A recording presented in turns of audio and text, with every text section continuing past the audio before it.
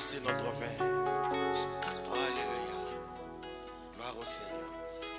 Bienvenue à notre culte de prière et à notre culte d'intercession. Nous rendons gloire et grâce à notre Dieu qui nous accorde encore ce temps pour que nous puissions dans sa présence le louer, dans sa présence l'adorer, dans sa présence lui rendre grâce. Il est bon, notre Père, le Dieu qui écoute la prière de son peuple. Si Dieu n'écoutait pas nos prières, il ne nous demanderait pas de venir à lui. La Bible déclare, toi qui écoutes la prière, toutes les nations s'approcheront de toi. Et donc nous sommes là pour te louer, nous sommes là pour implorer ta grâce, parce que nous savons que tu es le Dieu qui écoute nos cris, les cris de ton peuple, les cris de ceux-là qui s'approchent du trône de la grâce de notre Dieu. Merci Seigneur pour ce moment. Merci Seigneur pour ta bonté. Merci Seigneur pour ta miséricorde. Au nom de Jésus-Christ. Amen. Nous allons pendant quelques minutes partager la parole de Dieu, juste une courte exhortation. Et nous allons replonger encore dans la prière. Et vous qui êtes en train de nous suivre, soyez branchés à Dieu, parce qu'il y a quelque chose que le Seigneur a préparé pour vous ce soir. Le Seigneur veut vous faire du bien, le Seigneur veut vous visiter, le Seigneur veut vous bénir, le Seigneur veut accomplir des choses, des promesses qu'il a faites en votre faveur. Pendant ces quelques minutes, j'aimerais partager sur ces sujets que j'ai intitulés « Tu peux oser être différent ». Tu peux oser être différent. Et nous allons lire la parole de Dieu dans le livre de Philippiens. Nous allons lire à compter au chapitre 2e, à compter du verset 5e. Et nous allons descendre jusqu'au verset 9e. Nous lisons au nom de notre Seigneur et Sauveur Jésus-Christ. Il est écrit ceci dans Philippiens chapitre 2e, le verset 5 jusqu'au verset 9e. Ayez en vous le sentiment qui était en Jésus-Christ, lequel, existant en forme de Dieu, n'a point regardé comme une proie à arracher d'être égal à Dieu. Mais il s'est dépouillé lui-même en prenant une forme de serviteur, en devenant semblable aux hommes, ayant paru comme un simple homme. Il s'est humilié lui-même, se rendant obéissant jusqu'à la mort, même jusqu'à la mort de la croix. C'est pourquoi aussi Dieu l'a souverainement élevé et lui a donné le nom qui est au-dessus de tout nom. Amen. Alléluia. Un merveilleux texte. Un texte qui a beaucoup de vérité. Un texte qui nous aide à comprendre comment Christ sur cette terre a vécu différemment des autres hommes. Lorsque Jésus est venu sur cette terre, ce qui était manifeste en lui, c'est qu'il était différent des hommes qu'il a trouvés sur la terre.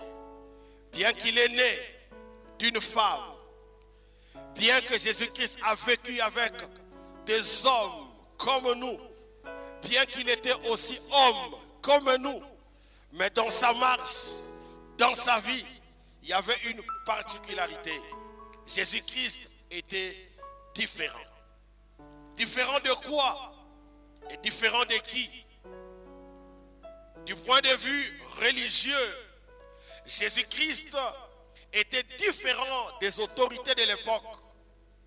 C'est-à-dire les pharisiens qui avaient des idées religieuses préconçues.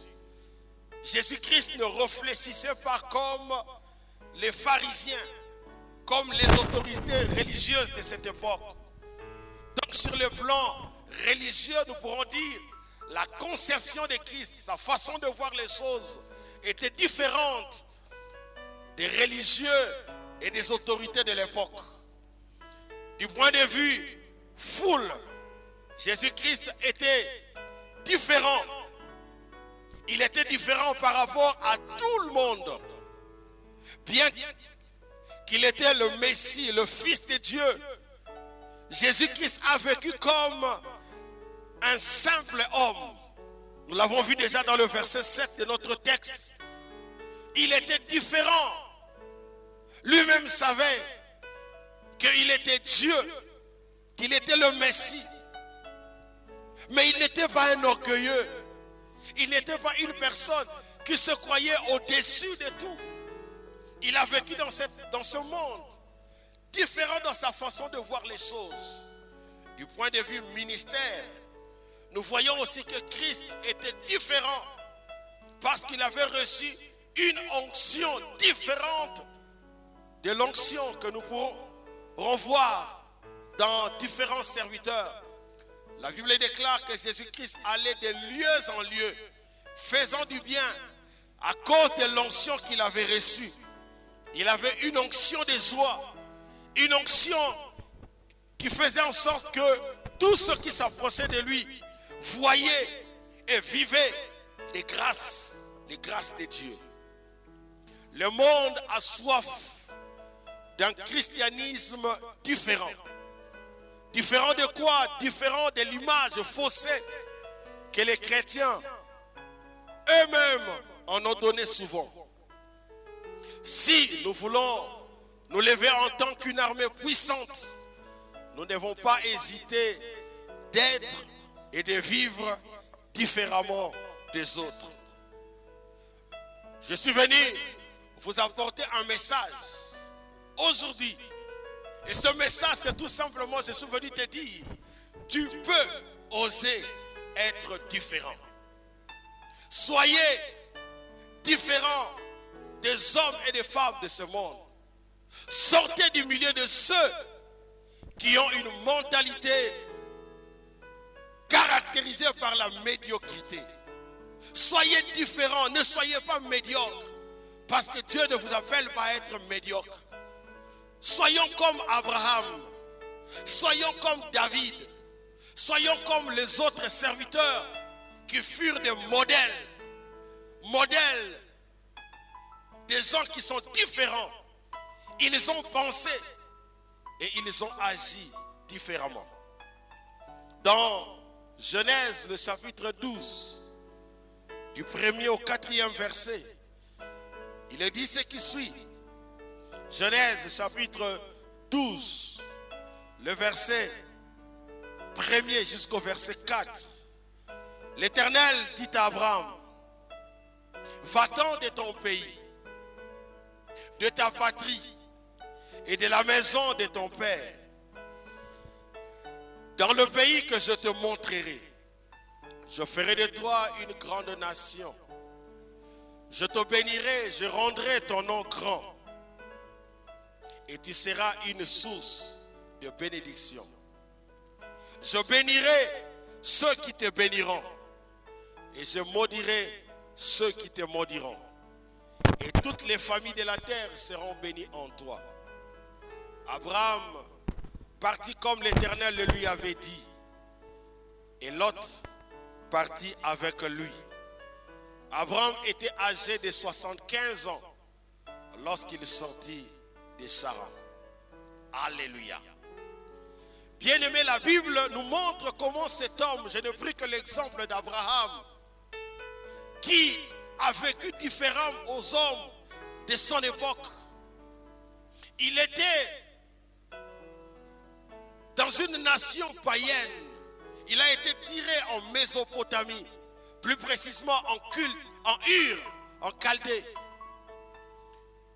Un milieu païen.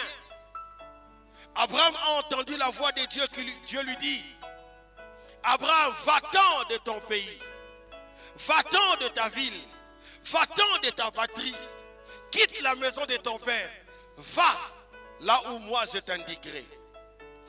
En quittant la ville natale, Abraham ne savait pas là où il allait. Le seul guide d'Abraham, c'était la foi. Abraham quitte sa ville par la foi. Il voulait être différent parce qu'il savait que de bonnes choses sont réservées aux hommes et aux femmes qui sont différents. Et Dieu a caché et il a gardé, il a réservé de bonnes choses à toi lorsque seulement tu oseras vivre différemment des autres.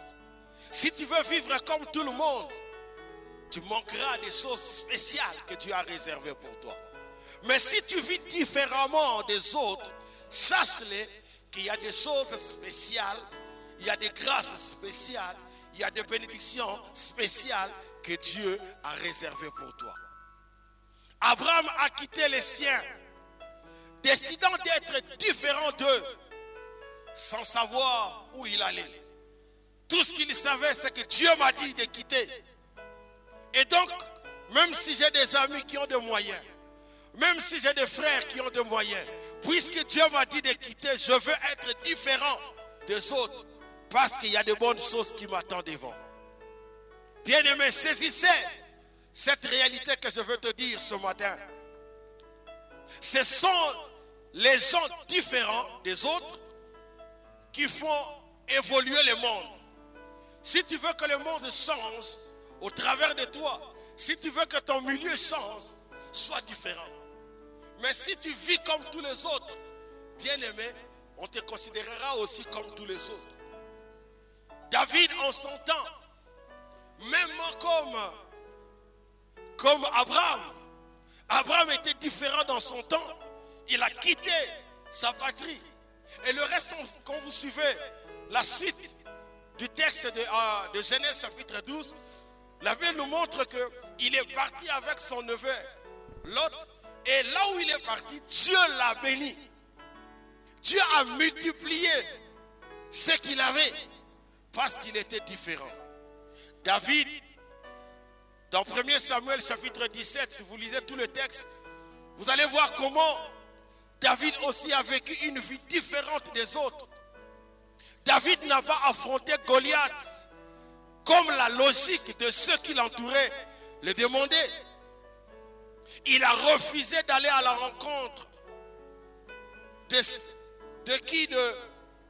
Goliath avec l'armure de Saül. Lorsque les frères de David sont allés en guerre pour se battre contre le Philistin, la guerre s'est acharnée. La guerre a pris du temps et personne n'a pu remporter, au point que Goliath s'est levé du côté des Philistins pour dire à Israël de lever aussi une personne et qu'il y ait un combat entre deux. Une personne du côté des Philistins et une autre personne du côté des Israélites. Et la personne qui va remporter la victoire reviendrait à cette nation-là. Du côté déjà des Philistins, il n'y avait pas de problème parce qu'il y avait déjà un géant, un puissant homme, un homme capable de se battre avec n'importe qui, un homme géant de grande taille, nommé Goliath. Il se levait. Mais du côté d'Israël, tout le monde avait peur. Tout le monde s'éclipsait. Tout le monde s'est caché. Tout le monde pouvait se dire non, qui est cette personne qui peut se lever, se battre contre cet homme Goliath, habitué à la guerre. Et pendant ce temps-là, David, qui a amené la nourriture à ses frères, envoyés par son père, il rencontre cet homme qui est en train d'insulter l'armée d'Israël, qui est en train d'insulter le roi, qui est en train d'insulter le Dieu vivant. Et David écoute les propos de cet homme, Goliath. Et David vient vers ses frères, il vient vers la foule pour demander qu'est-ce qu'on fera à celui qui se lèvera et qui combattra contre cet homme, ce Goliath. Et on lui dit que non, celui qui se lèvera et qui livrera bataille contre Goliath, cet homme-là, le roi a dit qu'il lui donnera sa fille. Et donc cette personne deviendra gendre du roi. Quelle grâce! David qui a vécu dans la brousse, David qui était en train de nourrir les brebis de son père. David qui sentait mauvais. Il avait l'odeur de brebis. Et il était oublié même lorsque il était question que l'un des fils d'Isaïe, son père, soit oint comme roi quand Dieu était en train avait rejeté Saül. Et quand Samuel est arrivé dans la famille d'Isaïe, son père l'a même oublié. Parce que quand il a présenté les frères de David, il a oublié alors que Dieu avait dit, personne d'entre eux a été choisi comme roi. Et Isaïe dit, quand Samuel lui pose la question, est-ce que n'as-tu pas un autre enfant? Il dit non, bon, j'ai un fils qui est dans la brousse. Il sentait mauvais. Personne ne peut faire cas de lui. Et David apprend que celui qui va se battre contre ce Goliath-là et qui va renverser Goliath, il deviendra gendre du roi. Il dit, waouh, quelle occasion. Je vais sauter sur cette occasion-là. Je vais me battre contre qui? Contre Goliath. Il a osé être différent. Pendant que tout le monde avait peur, pendant que personne ne pouvait affronter Goliath, David lui se lève, il dit, je me lèverai et je me battrai contre qui? Contre Goliath. Et Saoul l'apprend, il lui donne l'armure. David dit, non, je n'ai pas, en aucun jour j'ai essayé cette armure, donc je ne peux pas, je ne veux pas me battre comme vous, parce qu'avec cette armure, vous n'avez pas pu remporter. Avec cette armure, vous n'étiez pas capable de faire tomber Goliath. Et donc si j'utilise cette même armure, je ne saurais pas. Et David, lui, il a couru au devant de qui? Au devant de Goliath, avec une fronde et avec 5 pierres. Différent. Alors que les gens étaient en train de se battre avec des javelots. Les gens étaient en train de se battre avec une armure qu'on a déjà été entraîné. Mais David se lève juste avec une fronde et 5 pierres. Il dit, je veux me tenir devant qui? Devant Goliath. Et David, effectivement, avec une fronde, il a tué Goliath. Parce qu'il a osé être différent. Je te dis, bien aimé, tu peux essayer seulement d'être différent. Tu verras ce que le Seigneur fera dans ta vie. Pour être différent, il faut voir différemment. Et pour voir différemment, il faut être plus haut. C'est-à-dire, il faut aller plus haut. Il faut voir des choses que les autres ne voient pas. Bien aimé, vous pouvez être avec quelqu'un. Vous voyez, il y a quelque chose qui s'est placé devant vous. Chacun a sa perception. Et donc, quand tout le monde voit ce qu'il est en train de voir, toi, essaye de voir différemment. Bien aimé, souvent je donne un exemple. 2 personnes se mettent en face. Et on écrit à chacun, on écrit la lettre 6. Chez moi, on écrit 6. Et à une autre personne, on écrit 6, toujours dans la position que moi je suis. Et quand on me demande de lire le chiffre qui est écrit devant moi, je vais lire quel chiffre? Je lirai le chiffre 6. Parce que c'est 6 que je vois. La même personne, et celui qui était en train d'écrire, il a écrit le chiffre 6 aussi, toujours dans la position que je me retrouve. Et la personne qui est de l'autre côté, lorsqu'on lui demande de lire le chiffre, il ne lira pas le chiffre 6. Parce que lui, il ne voit pas les chiffres, il voit les chiffres comment? 9. Et donc, tous nous pourrons voir. Mais chacun a une perception. Et donc, ce que les gens voient, ce n'est pas forcément ce que Dieu est en train de voir et ce que Dieu a préparé pour toi. Voilà pourquoi j'ai dit, quand vous voyez les choses que d'autres ne voient pas, vous irez vers ces choses-là et vous deviendrez différent des autres personnes. Voyez des opportunités là où d'autres ne voient que des échecs. Voyez des capacités là où d'autres ne voient que des défauts. Voyez la victoire là où d'autres ne voient que des défaites. Voyez des solutions là où d'autres ne voient que des problèmes. Bien aimé, il y a une solution. N'aie pas peur, je suis en train de te dire que si tu oses seulement être différent, si tu prends le risque d'être différent, bien-aimé, rien ne résistera devant toi. Dans le livre de Marc, le chapitre 2, vous connaissez bien cette histoire.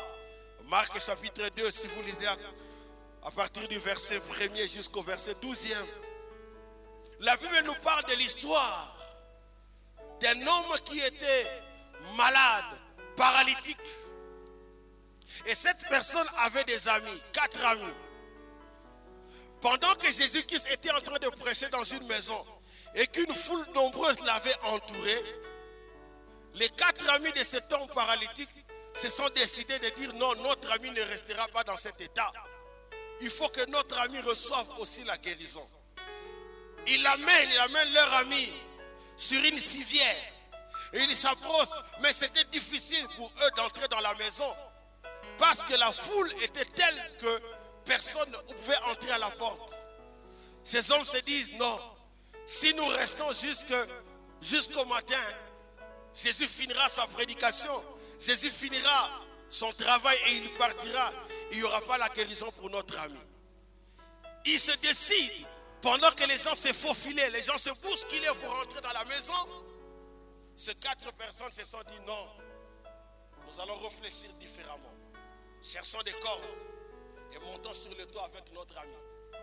Et ces 4 personnes, tenant leur ami, ils sont montés sur le toit. Et quand ils sont arrivés sur le toit, ils ont enlevé la tôle de la maison.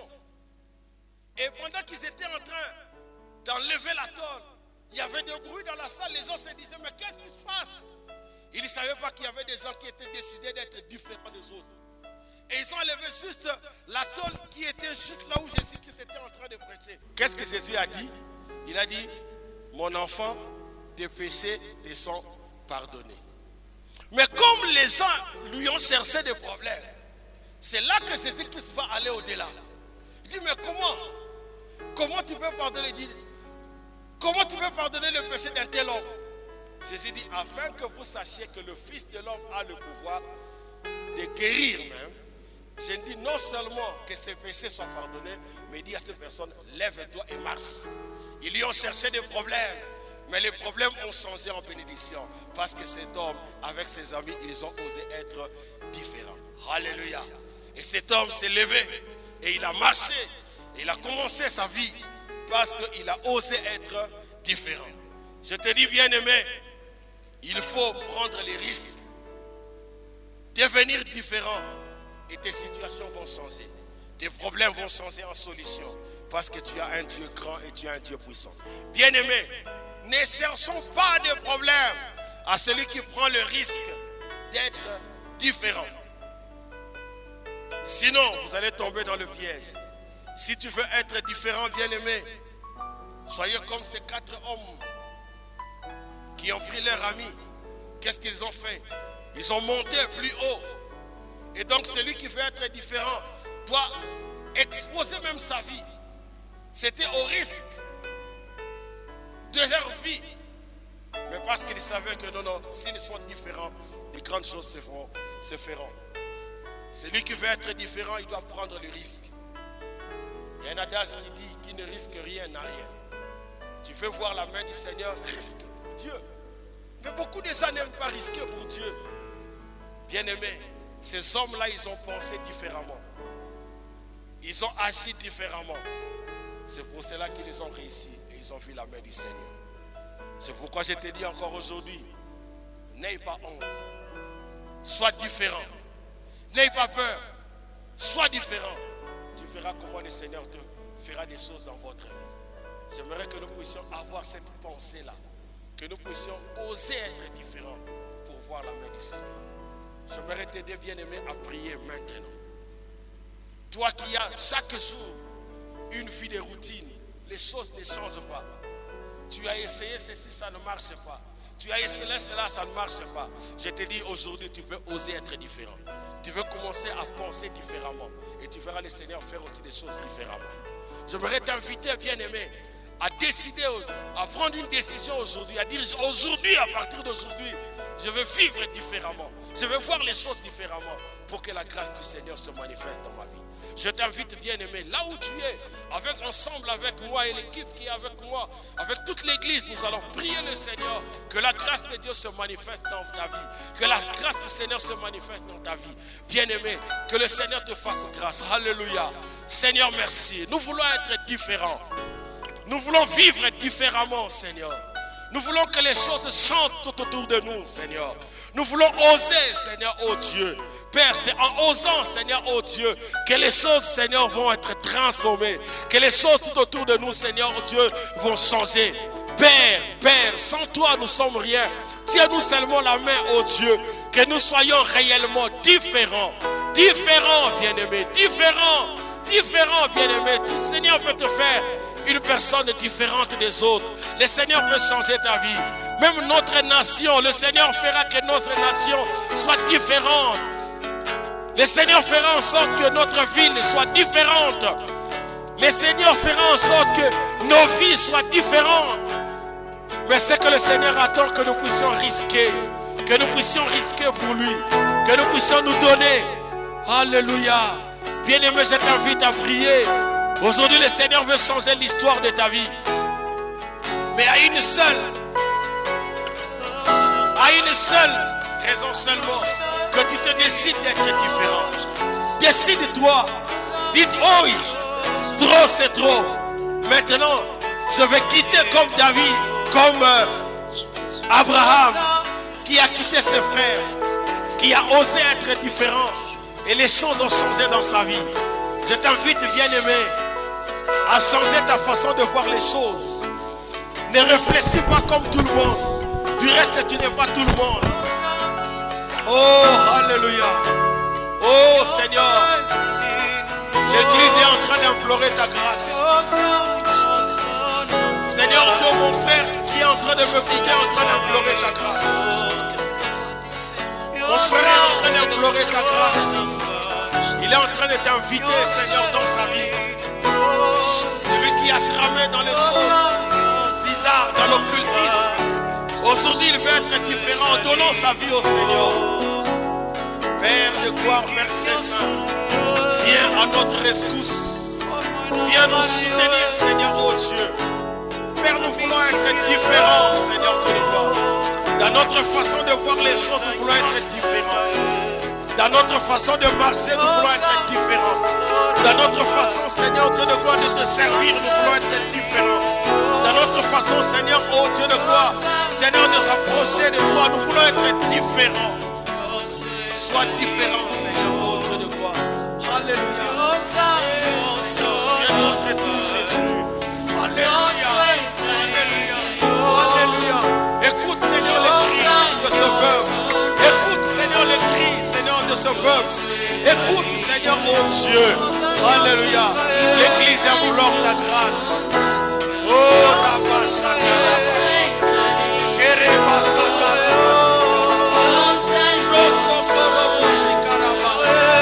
Alléluia. Oh, merci notre Dieu. Nous implorons ta grâce. Nous implorons ta grâce. Nous implorons ta grâce. Aide-nous, Seigneur, oh Dieu, à voir, à vivre, à expérimenter les choses, Seigneur Dieu, que tu as préparées pour nous, Seigneur. Alléluia. Eh, Seigneur Dieu de gloire. Merci, merci, merci, notre Père. Merci, Seigneur. Je prie, Seigneur, oh Dieu. Seigneur, que tu guérisses ce frère. Que tu guérisses, Seigneur, Dieu, cette soeur. Que tu touches, Seigneur, cette personne qui a désiré voir ta main, qui a désiré voir ta gloire, qui a désiré voir ta puissance. Seigneur, change notre vie. Alléluia. Pour notre ville, Seigneur, Dieu de gloire, qui est, Seigneur, Dieu de gloire, touché, Seigneur, Dieu de gloire, par toutes sortes, Seigneur, oh Dieu de gloire, les fléaux, Seigneur, lève-toi, Seigneur. Nous voulons que notre vie soit différente.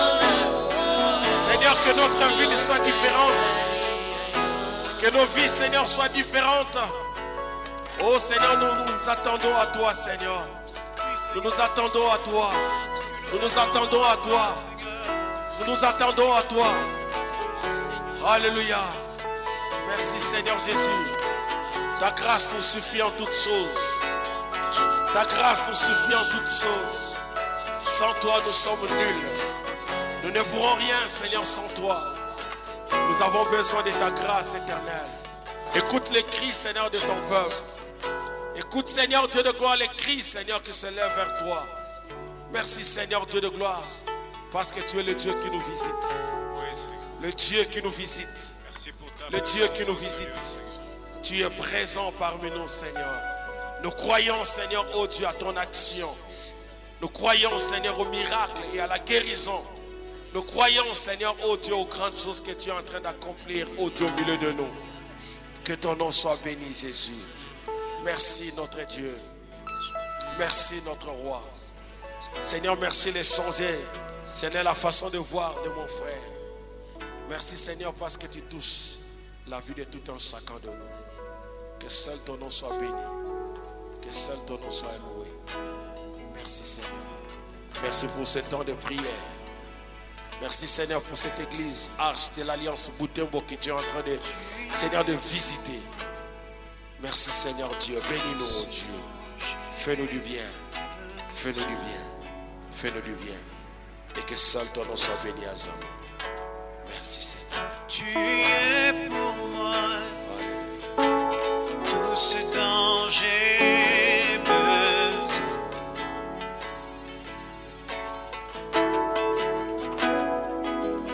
Tu es pour moi. Tout ce dont j'ai Rendez-vous ce dimanche. Tu es pour moi. À 10h. Nous sommes en direct pour notre culte de louange et d'adoration. Que le Seigneur vous fasse du bien, que le Seigneur vous visite, que le Seigneur vous bénisse, qu'il nous accorde sa grâce. Il est tout pour nous. Merci Jésus. Merci Jésus. Tu es pour moi. Merci Jésus. Tout ce dont j'ai besoin.